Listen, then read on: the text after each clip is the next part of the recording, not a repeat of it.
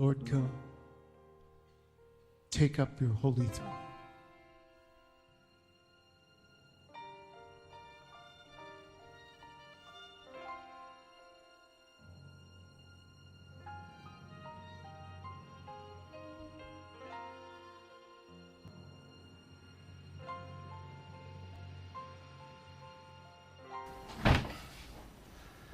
Olá, queridos, amados do Senhor Jesus Cristo, queridos e amados irmãos de Nova Aliança, do grupo Mensagem do Pastor, do Púlpito, queridos e amados irmãos do canal do YouTube. Eu quero desejar a todos a graça, a paz do Senhor, um dia abençoado, um feriado abençoado, para cada um, para suas casas, suas famílias. Amém, queridos?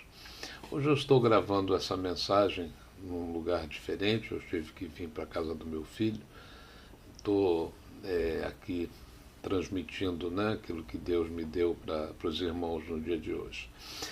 Irmãos, eu tenho o hábito de usar as interações, as experiências do meu dia a dia, para no final do dia ou no dia posterior, no máximo, meditar e ver o que o Espírito Santo me diz, daquela experiência. São coisas, por exemplo, rotineiras, como ver um filme, fazer uma leitura, testemunhar uma conversa, observar atitudes que, na maioria delas, eu mesmo sou um dos atores coadjuvantes.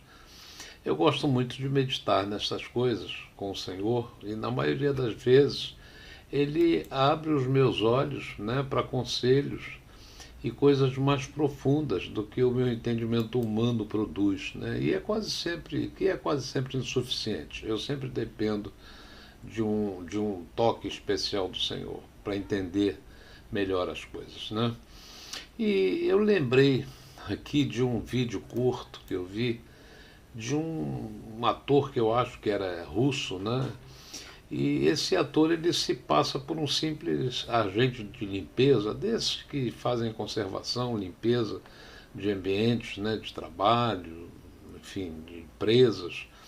E esse ator, ele estava passando por um desses limpadores, numa academia, dessas de levantamento de peso.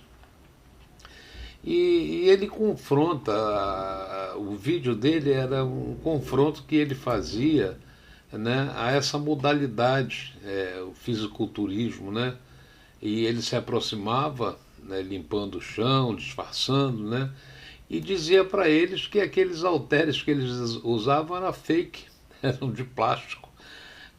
Olha, isso deixava ali eles irritados, revoltados, com esse faxineiro, que na verdade ele era um campeão de levantamento de peso, e estava ali disfarçado, porque era uma pegadinha, porque ele tocava diretamente no orgulho daquelas pessoas, nas suas egolatrias.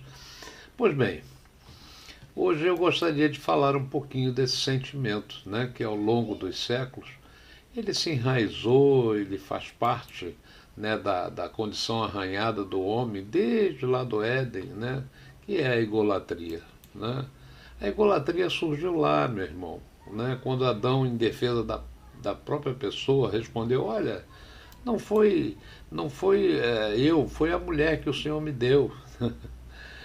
Então eu posso dizer que a egolatria é um sentimento que evoluiu, e passou a ser um sentimento excessivo da própria personalidade, uma tendência de monopolizar a atenção, mostrando assim a desconsideração pelas opiniões alheias.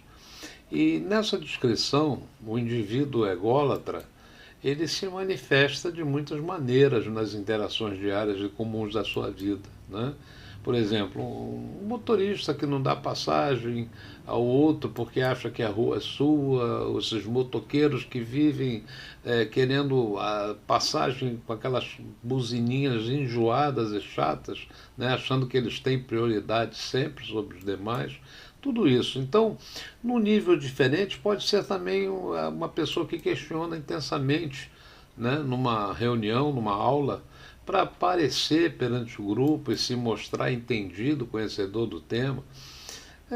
É a moda, né? É o ego, é o fisiculturismo, né? Como instrumento demonstrativo, né? De beleza, de superação em relação ao próximo. E aqui nesse ponto, né? Nós podemos até confundir a egolatria com o narcisismo, né? Existe uma diferença, né? A egolatria ou egocentrismo e narcisismo de fato reside da autoadmiração, né, da pessoa. A pessoa egocêntrica, ela tende a se preocupar mais consigo mesma, né, visando ou vendo o mundo sob a perspectiva das suas próprias necessidades e desejos.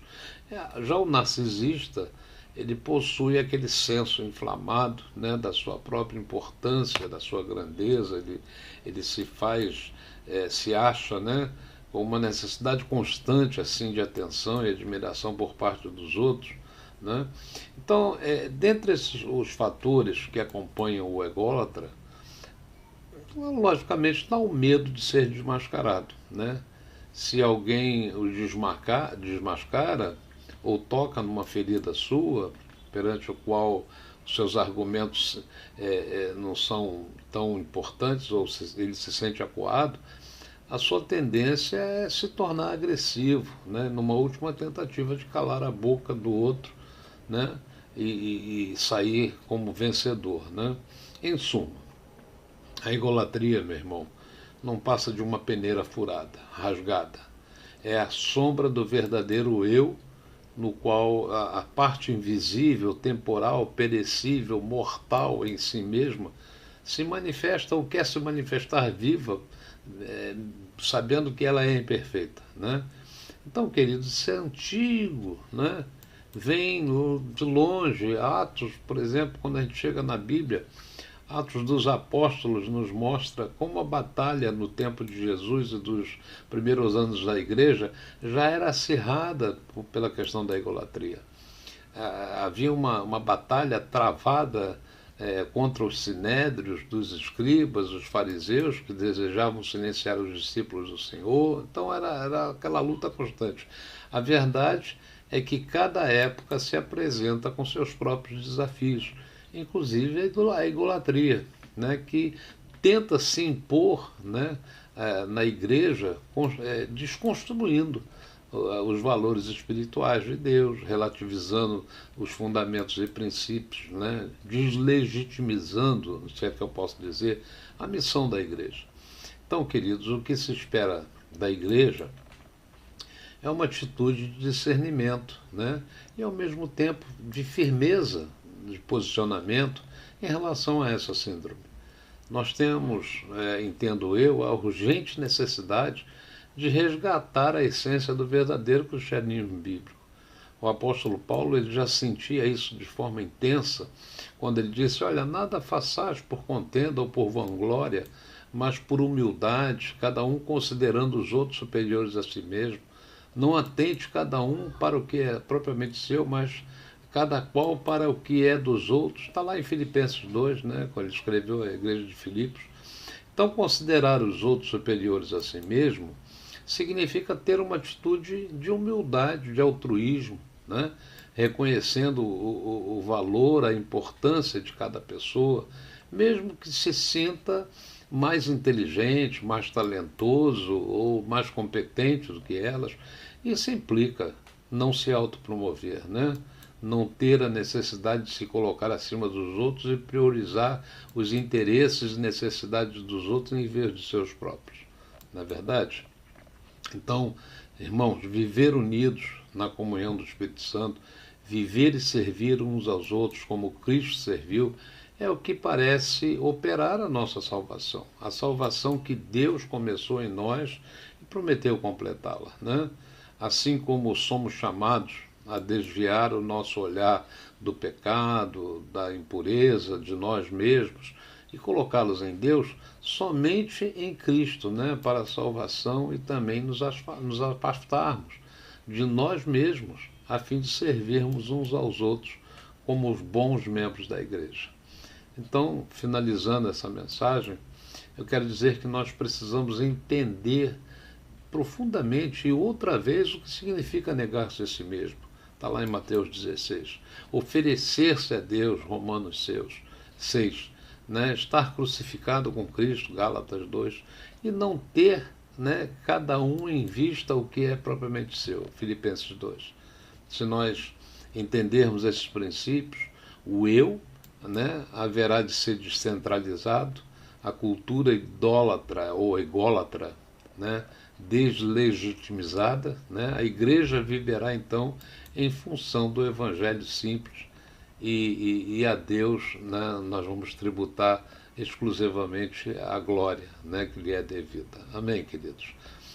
Um beijo no teu coração, compartilhe essa mensagem com alguém, né? Toque, se inscreva nesse canal, toque no sininho, dá o seu like, né? Isso é muito importante. Amém, queridos? Fica com Deus, até amanhã, amados, em nome do Senhor Jesus Cristo.